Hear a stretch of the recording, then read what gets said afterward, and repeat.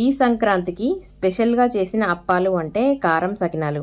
నాకు చాలా బాగా నచ్చినాయి. మరొక్కసారి కారపు సకినాలు చేసుకోవాలి అనిపించింది. అలాగే అరిసెలు, సకినాలు, లడ్డూలు, అద్దల గారెలు క్రిస్పీగా రావాలంటే ఒక చిన్న చిట్కా చెప్తాను.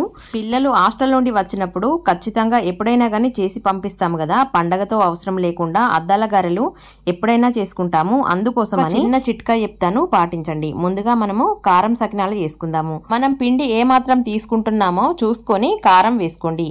పిండి తీసుకునే దాన్ని బట్టి కారం వేసిన తర్వాత తగినంత ఉప్పు ఇంకా వేసుకోవాలి. తర్వాత కొంచెమంత ఓమ వేసుకుందాము.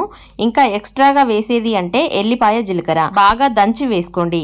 తర్వాత నువ్వులు వేసుకుందాము. మీరు పిండిని ఏమాత్రం తీసుకుంటున్నారో చూసుకొని నువ్వులు వేసుకోండి.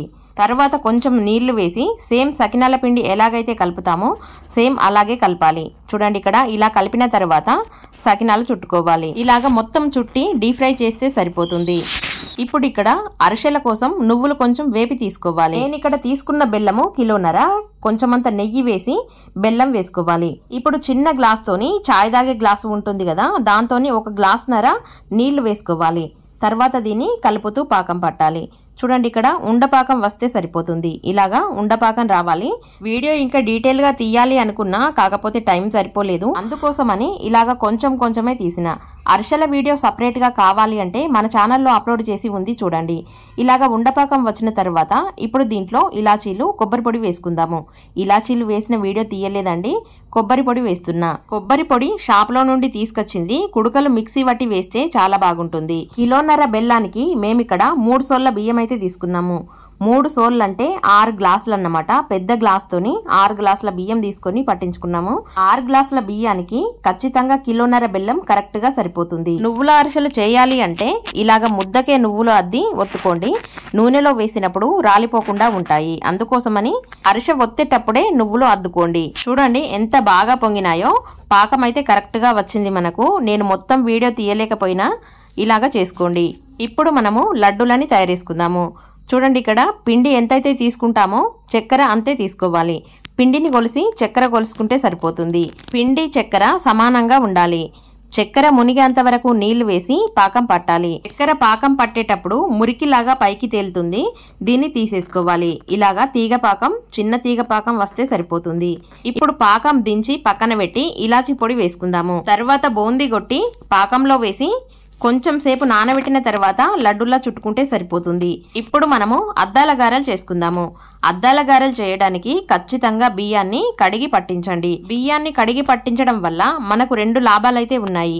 ఒకటి, బియ్యంలో ఉన్న మురికి మొత్తం పోతుంది. అలాగే బియ్యం పిండి ఇంకా చాలా మెత్తగా ఉంటుంది. పిండి కలిపి గారె ఒత్తేటప్పుడే జిగి ఎక్కువగా ఉంటుంది. గారె బాగా సాగుతుంది. మీకు అర్థమవుతుంది. బియ్యాన్ని ఖచ్చితంగా కడిగి పట్టించండి. దీంట్లోకి నూనె గాని వేడినీళ్లు గాని వేయవలసిన అవసరం లేదు. బియ్యాన్ని కడిగి పట్టిస్తే సరిపోతుంది. మీకు అద్దాల గారెలు చాలా క్రిస్పీగా వస్తాయి. ఈ ఒక్క టిప్పు పాటించండి. ఇప్పుడు పిండిలో మనము ఓమ, నువ్వులు, పల్లీలు, పుట్నాలు వేసుకుందాము. కావాలంటే పెసరపప్పు, శనగపప్పు ఇంకా నానబెట్టి వేసుకోవచ్చు. మీరు కావాలంటే వేసుకోండి. తగినంత కారము, మీరు తినేదాన్ని బట్టి ఉప్పు వేసుకోండి. ఇప్పుడు ఎల్లిపాయ, జీలకర్ర దంచి వేసుకుందాము. ఎల్లిపాయ, జీలకర్ర కొంచెం ఎక్కువ ఉంటే బాగుంటుంది. ఎక్కువగానే వేసుకోండి. ఎల్లిపాయ, జీలకర్ర వేసిన తర్వాత కొంచెమంతా కళ్యామాకు వేసుకుందాము. కళ్యామాకు దీంట్లోకి ఇంకా కొత్తిమీర ఇంకా ఎక్కువగా ఉండాలి. కొత్తిమీర ఎక్కువగా సన్నగా కట్ చేసి వేసుకోండి. దొడ్డు కాడలు వేయకుండా చిన్న కాడలు వేసుకోండి, బాగుంటుంది. ఇలాగా కాయలు ఉంటే దంచి వేసుకోండి, ఇంకా బాగుంటుంది.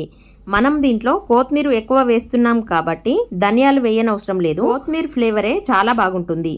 ఒక చిటికెడంతా పసుపు వేసుకోండి. తర్వాత ఒకసారి పిండిని బాగా కలపండి. పిండిని బాగా కలిపి ఉప్పు చెక్ చేసిన తర్వాత నీళ్లు వేసి బాగా కలపాలి. వేడి నీళ్ళు అవసరం లేదండి, చల్లటి నీళ్ళే వేసుకోవచ్చు. ఇలాగ కొంచెం నీళ్లు వేసుకుంటూ చక్కగా ముద్దలాగా కలుపుకోవాలి. ఇలా ముద్దలా కలిపిన తర్వాత ఒకసారి మొత్తం అంతా చిన్న ముద్దలుగా చేసి పెట్టుకుంటే మనకు ఒత్తడానికి ఈజీగా ఉంటుంది. చూడండి, ఇక్కడ ఒత్తడం ఇంకా చాలా ఈజీ అన్నమాట. ఒక 2 పెద్ద కవర్లు తీసుకొని 2 కవర్లకు నూనె బాగా అప్లై చేసి కవర్ పైన ఎన్ని ముద్దలైతే సరిపోతాయో అన్ని ముద్దల్ని పెట్టి స్టీల్ మగ్గు ఉంటుంది కదా, ఫ్లాట్ గా ఉన్న స్టీల్ మగ్గు తీసుకొని మగ్గుతో ఒత్తితే సరిపోతుంది. ఒక్కసారే ఒత్తకుండా ఒక 2-3 సార్లు ఒత్తి తీసుకోండి, పలసగా వస్తాయి. ఇలాగా ఈజీగా ఒత్తుకోవచ్చు. చూడండి, తీయడం ఇంకా చాలా ఈజీ. కవర్ ని కాటన్ క్లాత్ లో ఇలా బోల్రించి ఈజీగా తీసేయచ్చు. తీయడం ఇంకా చాలా ఈజీ అన్నమాట. వీటిని కాల్చే ముందు ఒక అర్ధగంట పాటు బాగా ఆరనివ్వండి. క్లాత్ లో వేసిన తర్వాత అర్ధగంట పాటు ఆరితే క్రిస్పీగా వస్తాయి. సేమ్ సకినాల్లాగా అన్నమాట. అందుకోసమని వీడియో నచ్చితే వీడియోకి లైక్ చేసి మరిన్ని వీడియోస్ కోసం మన ఛానల్ని సబ్స్క్రైబ్ చేసుకోండి. మన ఛానల్ పేరు ఏకే సరిత కుక్స్. నేను పెట్టే ప్రతి వీడియో మీకు నోటిఫికేషన్గా రావాలంటే గంట సింబల్ని ప్రెస్ చేయండి. ఈ వీడియోపై మీ అభిప్రాయాన్ని ఒక చిన్న కామెంట్ చేసి నాకు తెలియజేయగలరు. నా వీడియో చూస్తున్న వాళ్ళందరికీ ధన్యవాదాలు. వీడియోని లాస్ట్ వరకు చూసిన వాళ్ళు ఖచ్చితంగా లైక్ చేసి కామెంట్ చేయడం మర్చిపోకండి. అలాగే సబ్స్క్రైబ్ ఇంకా చేసుకోండి. ధన్యవాదాలు.